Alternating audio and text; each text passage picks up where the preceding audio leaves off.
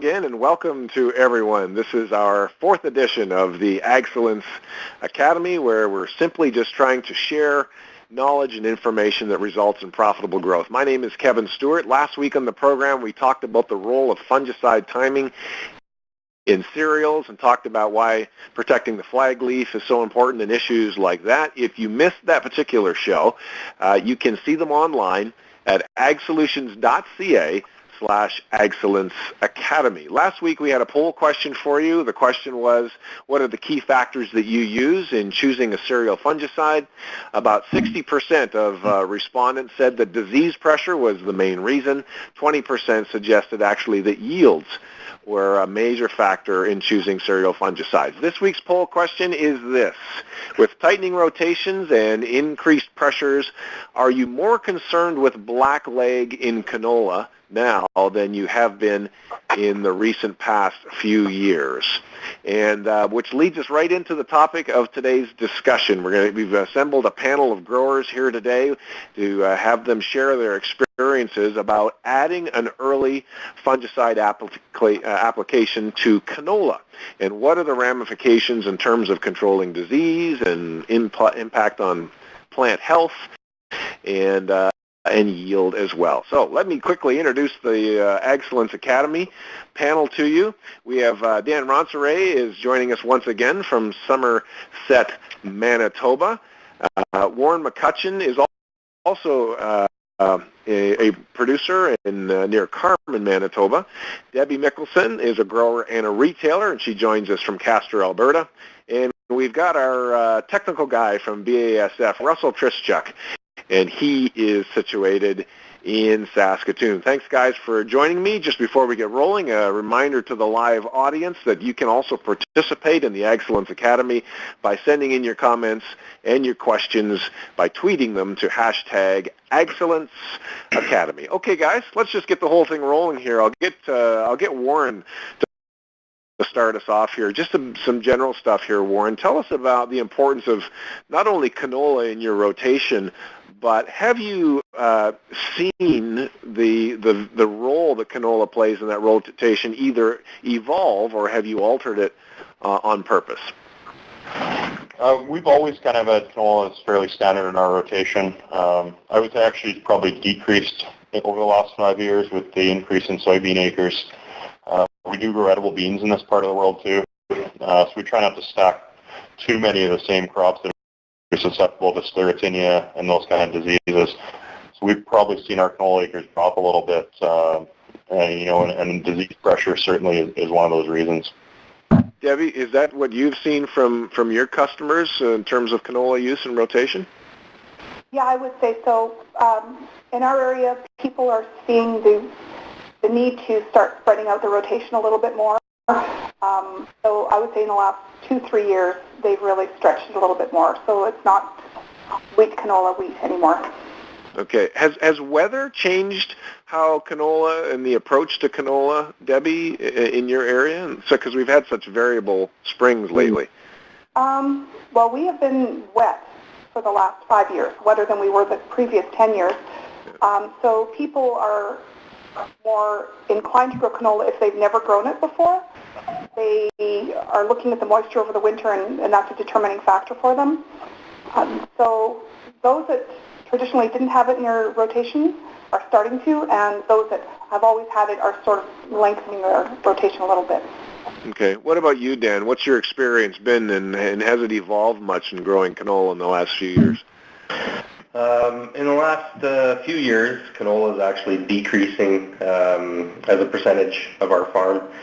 Canola used to be half of our acres for several years, and now with soybeans gaining popularity in our area, that's starting to take over some of those acres, and we see getting to a third of the farm between soybeans, canola, and cereals in the future.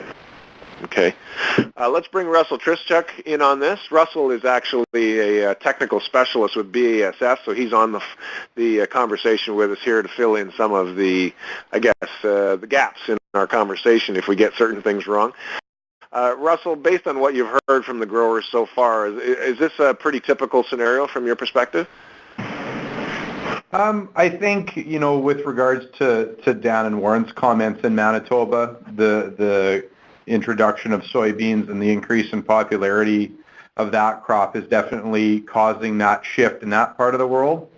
I'd say if you move into, Saskatchewan and Manitoba, into those key canola producing areas, we're still at an all-time high for canola acres. The latest number I saw is, about one in somewhere between 2 and 2.5 years is the actual average canola rotation for those two provinces. So, in some parts of the world, canola, like the guys have said, is starting to maybe get a little lower. There's a lot of parts of the world where canola is still pretty strong and is part of, in some places a 2-year rotation. So a little bit geographic, but the overall trend is still canola acres are at that high, 20 million acre range, which is the max we've produced ever. Okay. And Russ, you've got a video that you want to introduce for us. Yeah, we've got a video here that talks about some of the benefits of applying Preaxor fungicide at herbicide timing. So I think what we'll do is we'll roll into that video right now. So if we can cue that up.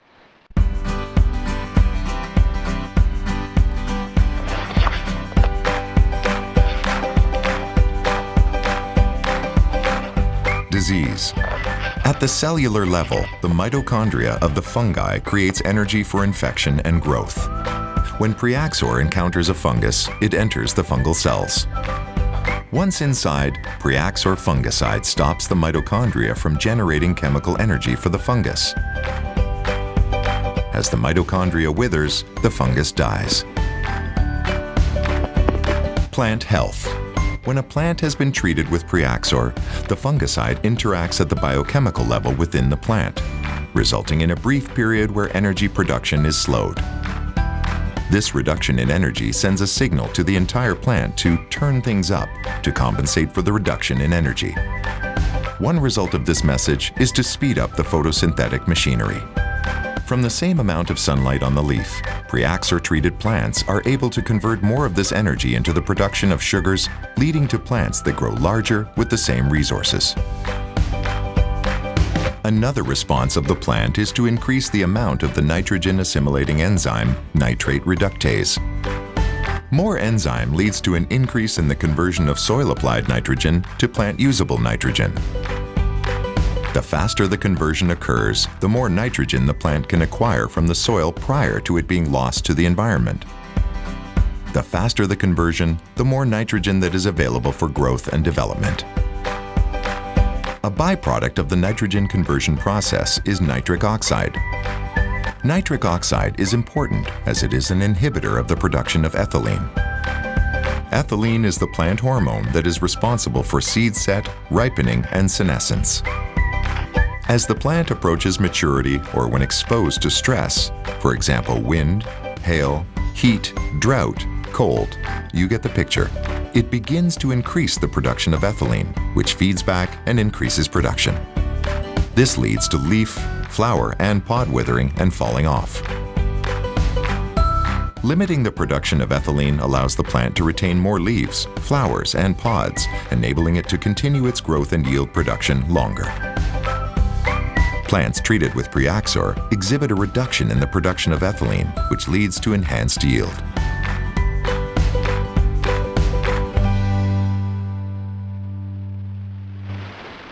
Let me ask the panel members here to each, I guess, just talk about your experience about applying an early fungicide application to canola. How has that worked typically in terms of control of disease? Does it impact plant health? Does it impact yield? Let me start with you, Dan.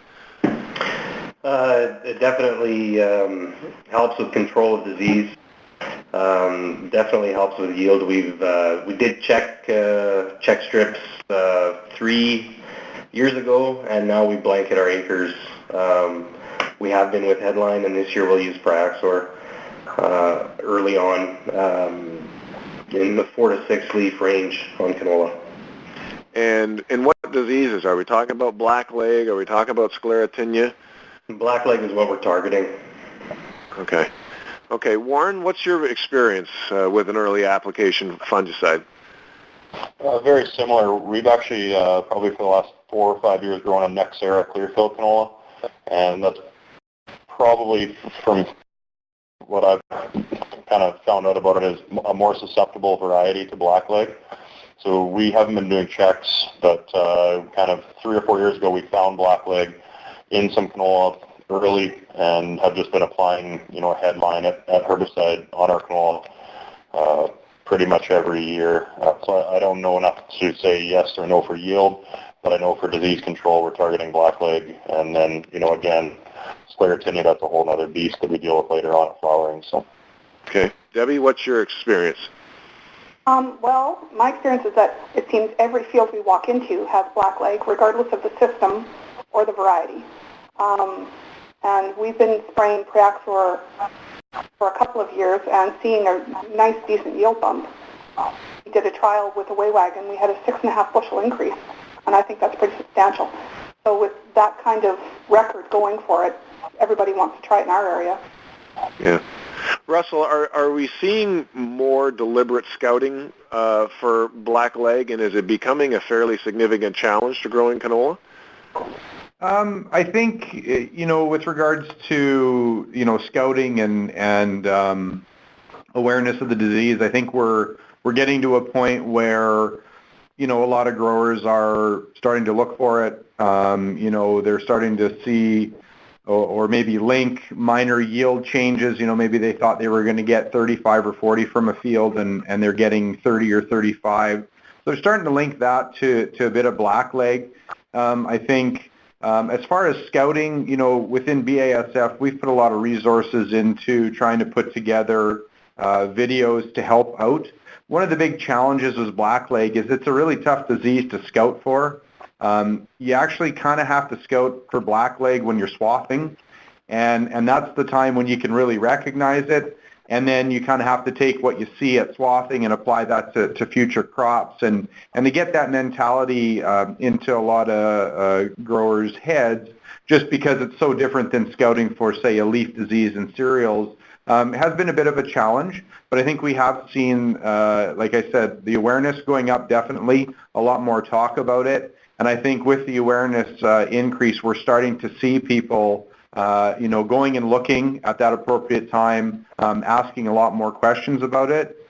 I think that we're still at a point where, there's areas in Alberta and Manitoba where it is a little bit more impactful. And in those areas, like our panelists, they're fully aware of it. In other areas where maybe it's not as prevalent as of yet, we probably still have a little bit of work to do to educate growers to understand what to look for, when to look for, and how it's going to impact their crop.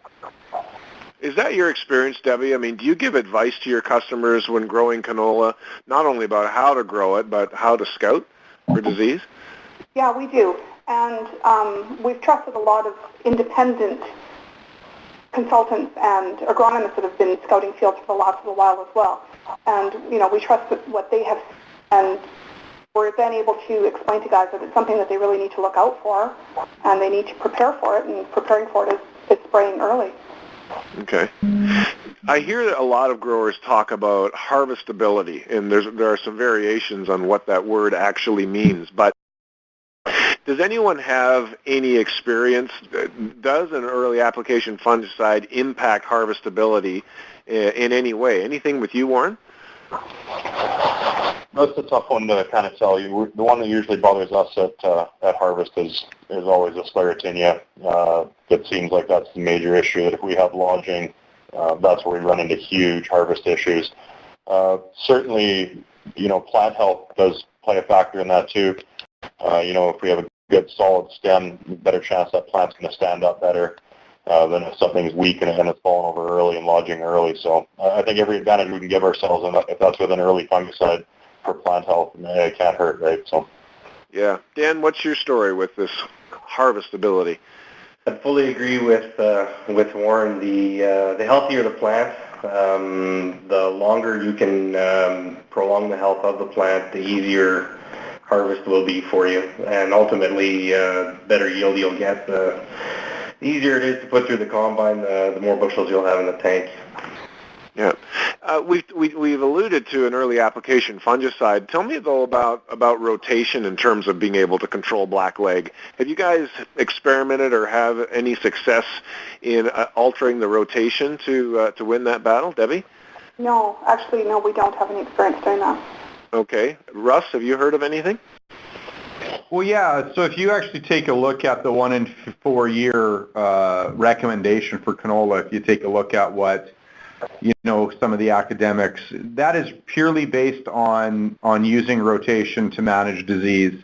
Canola stems, canola plant material takes about 3 years to break down, and the trash and the detritus that's left from the canola crop is what the disease feeds on. So we know that if a grower adheres to that 1 in 4 year rotation, it is an extremely effective mechanism for managing the disease. Having said that, when that's a purely, academic, purely 100%, disease-only based recommendation, and we know that canola being the cash crop that it is, obviously that recommendation doesn't take into consideration, that you need to grow canola to be able to continue to finance your operation because of the fact that it's a cash crop. So what we've seen now is obviously a shift away from that, but we do know that in situations where maybe not even rotating temporally, so maybe you don't, you're still growing canola once every 3 years, we have seen some success as one of several approaches in a management scheme is to not change that you're not growing canola, but maybe change the breeding organization or the system that you're using, mainly to introduce new genetics. So maybe it's switching from a Clearfield to a Roundup or a Roundup to a Liberty when you're growing canola next. We've seen some success with that, but I think the key thing to remember is that in order to manage diseases, you have to take an integrated approach. There is no single silver bullet. So rotation is a strong bullet that you can use, but it has to be used in combination with other mechanisms like a fungicide, et cetera. Okay.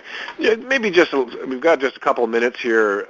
Just some general comments about canola as going forward. All of you folks have experience in growing it, and, the folks in Manitoba, the guys have said, there are some issues. What do you guys see as, in the next 5 or 10 years, the main challenges growing canola? Do you see, for instance, fungicide resistance becoming a problem? What are the challenges, Warren? Yeah, we could talk about all those issues, the agronomy side of it, whether it's resistance, increase in yields, things like that. But the bottom line is what we're looking at is profitability. And on our farm right now, we've seen canola as a declining profitability crop just due to increased inputs, increased fertilizer costs, increased seed costs. Everything just seems to be climbing out of control on us on a crop like canola. And you're looking at soybeans where, we've got some opportunities in our area when you're growing seed soybeans or commercial soybeans. We're getting as good a price or better than canola, very similar yields, and we're about $150 an acre less in inputs. So that's, in my mind, canola's biggest challenge going forward is how a farmer looks at it to make money on the bottom line. And right now, it doesn't pencil out as good as it does because we have other options. Maybe in lots of other parts of the country where they're in a wheat canola rotation, canola is the money crop. But it's been a big issue for us here trying to pencil in canola into our rotations to make it make sense for us right now. Yeah. Dan, you're there at Somerset, Manitoba. Is your story similar or different? Yeah, similar to Warren. One concern in our area is clubroot. Clubroot's been found not too far away from us here. We are typically in the area, it's a 1 in 2 rotation. Some guys, snow is the only thing between their canola crops. So clubroot is something on a lot of growers' minds here, and it's a concern going forward for sure. And then of course profitability after that. Yeah, Debbie, you're shaking your head up and down. Clubroot is for sure the issue. It's encroaching our area. It's bordering us, and it's going to be preventing us from growing any canola in the future. In our area, guys are trying to bring on some other crops like flax, are not traditional, and we're never going to be able to do soybean here, but we're trying to find some alternate crops, so that's kind of moving into the rotation as well. Right. Russ, I'll give you some, I guess, the last words on this discussion here in terms of any advice to growers going forward in terms of these challenges that you've heard in managing canola in the next 5 to 10 years. Yeah, well, I think, clubroot, for Debbie being in Alberta, that's the primary concern there. And I think one of the even more upsetting things, I think I somehow don't have a camera anymore, but hopefully everybody can hear me. Yep, we can still hear you. Carry on. So with clubroot, that I think is the number one concern that Alberta is facing, not only from the fact that it's encroaching and starting to move even more into areas it wasn't, but I know that they just identified that some of the genetics that have been developed to help combat it, they're no longer effective. The disease changes relatively quickly. I think the big thing here, and it echoes, what Warren and Dan had said about profitability. We've been talking about disease. So we know blackleg is coming in, kind of across Western Canada, and we're really starting to hit levels that look like the levels when we had the big blackleg crash about 20 years ago. We also just heard about clubroot, and we also heard about profitability. The big challenge for canola is it has been that crop that everybody's gone to make money. And because of that, we've pushed the acreages, and in order to achieve the acreages that we've got, we're now creating these problems. So I think the biggest challenge for canola is going to be how to manage some of these early starting problems that we've created. In Alberta, it's going to be clubroot. In parts of Alberta and Manitoba, it's blackleg. And that's why the profitability is starting to go down, because, a $15 application of a fungicide with your herbicide, another sclerotinia application, it used to be you put the seed in the ground and you sprayed it with a chemical and you combined it. Now there's just so much more. And that's part of what drives the profitability down is that we're pushing it, we're challenging it, we're putting it at risk, so we're having to protect it more. And therefore, profitability goes down the more you have to put to the crop. So I think the biggest challenge and the biggest advice is to educate, to figure out how to manage that. And the way you have to do that is education. And I think Warren has started to stumble on something with soybeans. Can you introduce another profitable crop to break that up? We heard about flax. I think that's the challenge, is really just how do we continue to grow canola in a profitable sense that doesn't push it to some tipping point where we have a major disaster. Got it. Well, gang, thank you very much. We'll leave the discussion there, and I appreciate the input from all of you. Also appreciate the input from those who tuned in live online, and as well as those who submitted Twitter questions.